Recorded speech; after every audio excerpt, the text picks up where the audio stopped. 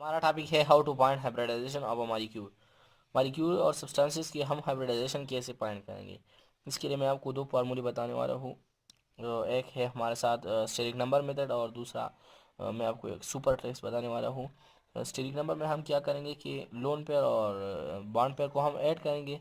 जो वैल्यू भी आएगा मैं आपको बताऊंगा कि इसकी हाइब्रिडाइजेशन क्या होगी, इसकी क्या होगी। दूसरे फार्मूले में फिटिंग होगी, इसके कंपाउंड पे जो पॉजिटिव नेगेटिव चार्ज इसमें कंसिडर किया जाएगा। सो फर्स्ट जो स्टेरिक नंबर मेथड है वो इस तरह है कि स्टेरिक नंबर मेथड जेड से रिप्रेजेंट करते हैं इसको। Steric number method is equal to number of bond pair plus number of lone pair. Lone pair और बॉन्ड पेयर को हम प्लस करेंगे। अगर z की वैल्यू से हमारे साथ 2 आया तो इसकी हाइब्रिडाइजेशन sp होगी। अगर z की वैल्यू से 3 आया तो इसकी हाइब्रिडाइजेशन sp2 होगी। अगर z की वैल्यू से 4 आया तो इसकी हाइब्रिडाइजेशन sp3 होगी। अगर z की वैल्यू से 5 आया तो इसकी हाइब्रिडाइजेशन sp3d होगी। अगर z की वैल्यू से 6 आया इसकी हाइब्रिडाइजेशन sp3d2 होगी।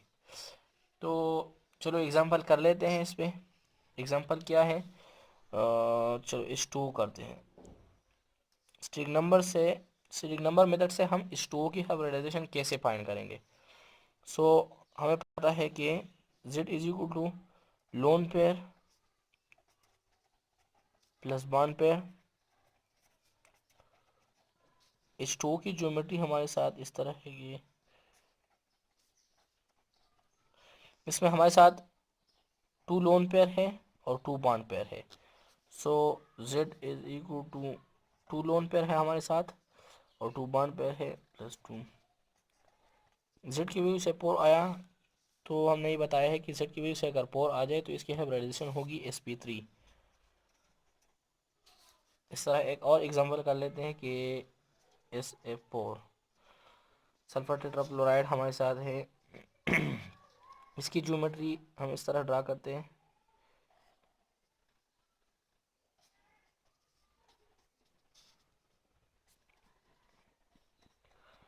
इसमें हमारे साथ 1 2 3 और 4 बॉन्ड पेयर है और एक लोन पेयर है। सीरीज नंबर हमारे साथ equal to lone pair plus bond pair. Z equal to lone pair हमारे साथ 1 है और बॉन्ड पेयर हमारे साथ 4 है। 1 2 3 4, तो 1 plus 4। Z is equal to 5।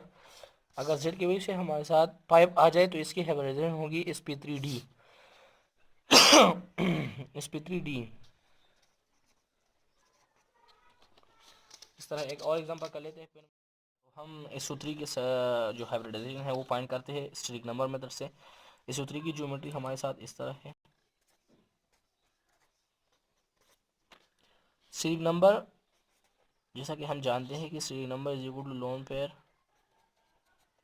Plus bond pair.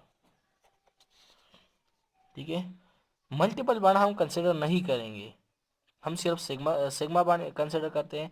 यहाँ पे जो सल्फर के साथ कोई भी लोन पेयर इलेक्ट्रॉन मौजूद नहीं है तो इसलिए Z इज इक्वल टू हमारे साथ 1 2 3 3 बॉन्ड पेयर है और 0 लोन पेयर है।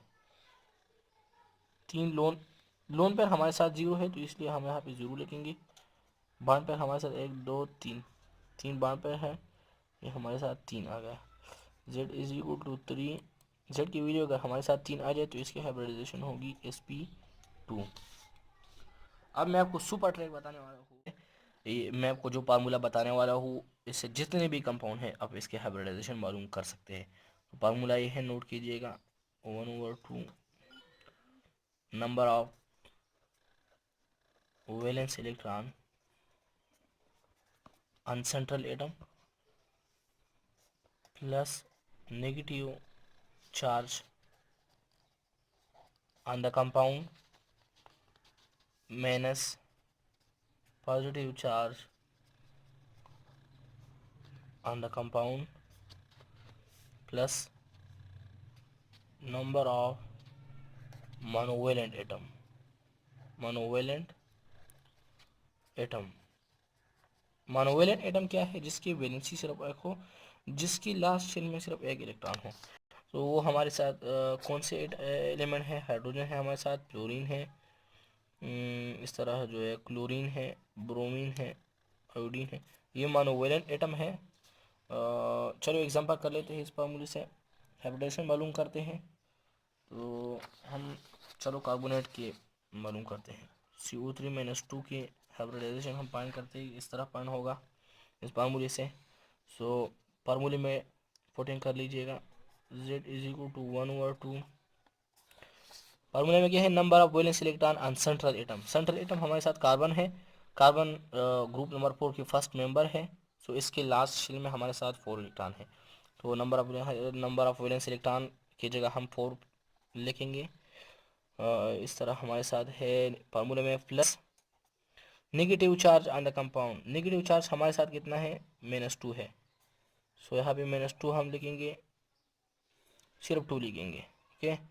और क्योंकि ये हमारे साथ इस कंपाउंड पे हमारे साथ 2 चार्ज है, इसलिए हम इस पे सिर्फ 2 लिखेंगे। आपको यहाँ पे जो फार्मूला है इसमें फिर क्या होगा? Minus positive charge on the compound. Positive charge इस कंपाउंड पे कोई भी चार्ज नहीं है पॉजिटिव, इसलिए हम यहाँ पे 0 लिखेंगे। सो -0 plus number of monovalent atom.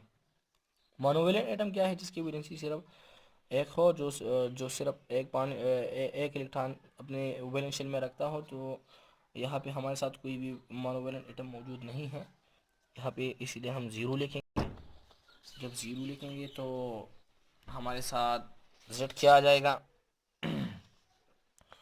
Z आ जाएगा 1/2, इस तरह है 4 + 2, इस तरह आ जाएगा। Z = 4/2 + 2, इस तरह आ जाएगा। तो हमारे साथ क्या होगा? 2 + 2 Z = 4। जब Z की वैल्यू हमारे साथ 4 आ जाए तो इसकी हाइब्रिडाइजेशन होगी sp3।